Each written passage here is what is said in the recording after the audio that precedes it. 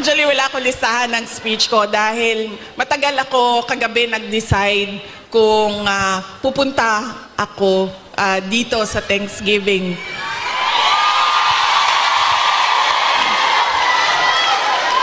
Kaya wala akong listahan ng speech. Pero yes, alam nyo, marami siguro sa inyo ang nautusan na bumili ng suka at mantika. Mantika, suka, ganyan. Noong kayo ay bata pa. Opo. Pero sa amin kasi, sa bahay namin, nag-grocery kasi ang nanay ko. So lahat yang mga gamit sa kusina, binibili na ng nanay ko. Nautusan lang ako lagi doon sa kanto, sa tindahan, bumili ng Coke. Ng Coke.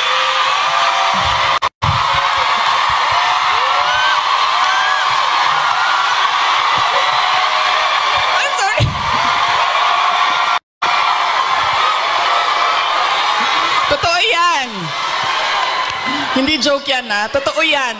Alam nyo, diba tag 5 pesos lang ang Coke noon? 1980s? Or less pa nga ata siguro? 5 pesos? O, mga 4 pesos ang Coke noon. Tapos ang pera natin, yung papel na green na 5 pesos. Oo, yan yun. Pero totoo yan hindi Coca-Cola Kasi kayo naman, pag sinabing Coke, tapos wala pang noon, wala pang 1.5, 2 liters. Litro lang yan. Litro lang yan nung kapanahunan natin. So yun. So, saan na tayo? Sa pagpapasalamat. Papasalamat tayo sa PDP. Ating mga kandidato sa PDP. Aabot tayo dyan mamaya. And syempre, kailangan natin magpasalamat kay Pastor Apollo Kibuloy for his generosity. Alam nyo, bumisita ako sa kanya nung siya ay nasa hospital, sa Pasig Hospital.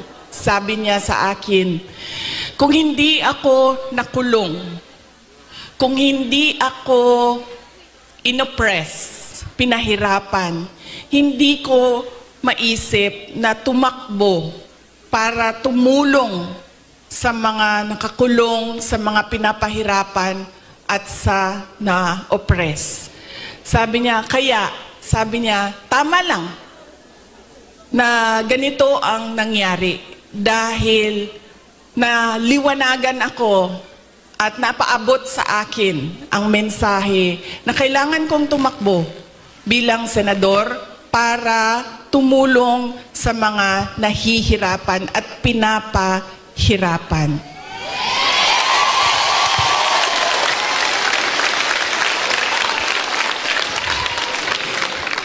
Sabi din niya sa akin, sabi niya, ikaw, kahit anuman ang sabihin man nila na kasalanan mo ang lahat ng ito, Inday Sara, sabihin man nila, kasalanan mo ito dahil hindi ka tumakbong Pangulo.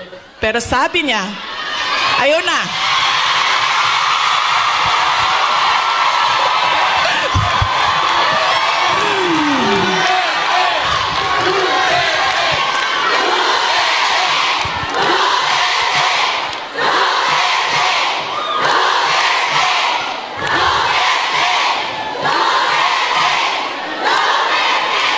Pero sabi niya, makinig tayo kay Pastor Apollo Kibuloy dahil siya ang araw-araw nagbabasa ng Bible.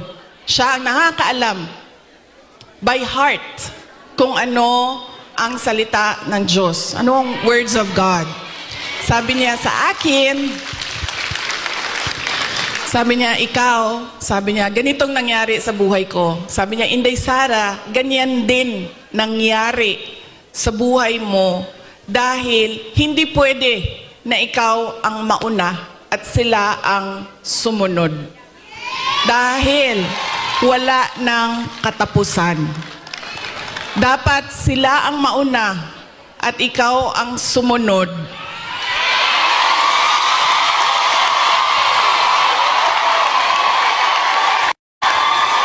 Para matigil na at hindi na paulit-ulit ang kahirapan sa ating bayan. Kaya nung sinabi niya sa akin yon, hindi na masyadong masakit. Masakit pa rin sa akin pag nakakarinig ako ng kasalanan mo yan lahat, Inday Sara. Pero iniisip ko na lang, nako, sinabihan ako ni Pastor Kibuloy, you are there, you are where you are intended to be by God. Exactly where you are.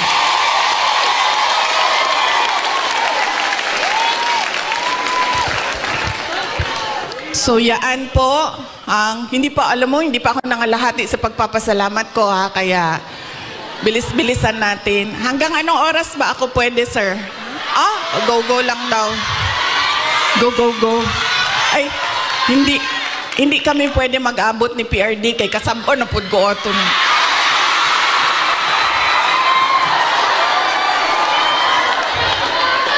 Kibaw mo nang nagsayo ko. Tagalog eh. Alam nyo, bakit ako nandito ng maaga? Gumising talaga ako ng maaga. Ang alarm ko, 6:30 a.m., 7 a.m., 7:30 a.m., 8 a.m. 4 yung alarm ko. Para hindi kami mag-abot ni President Rodrigo Duterte. Kasi pagagalitan na naman niya ako sa mga pangyayari. No, hindi man siya nagagalit. Actually,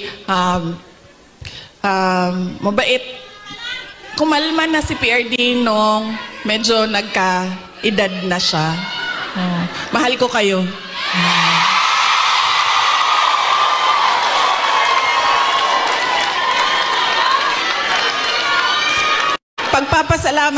Magpapasalamat din ako.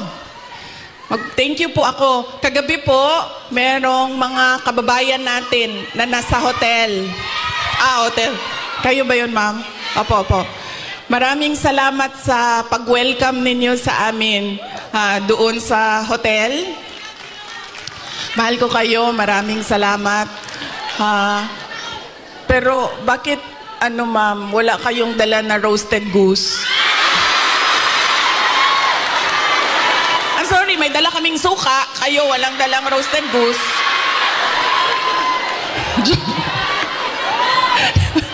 Joke lang. Pero salamat Salamat sa pag-welcome ninyo sa amin doon. Sigurado ako na kahapon may kailangan din kayong gawin. Busy din yung oras ninyo. Pero pumunta kayo doon at winelcome nyo kami sa hotel. Maraming salamat sa inyo.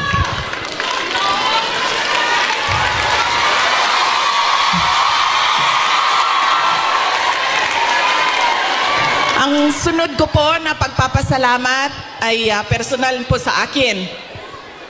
Para sa inyong lahat, mga kababayan namin dito sa China, sa Hong Kong, sa Macau, dahil noong 2016 ay nagkita-kita din tayo dito para sa pagpapasalamat, tapang at malasakit at suporta sa administrasyon ni Pangulong Duterte.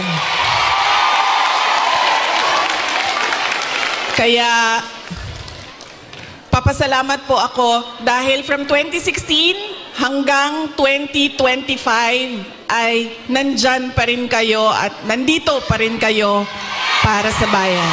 Maraming salamat. Sunod po ay personal pa rin ang pagpapasalamat ko sa inyong lahat, sa tulong ninyo, sa kampanya ninyo, sa suporta ninyo para sa akin at sa boto ninyo noong nakaraang halalan noong 2020.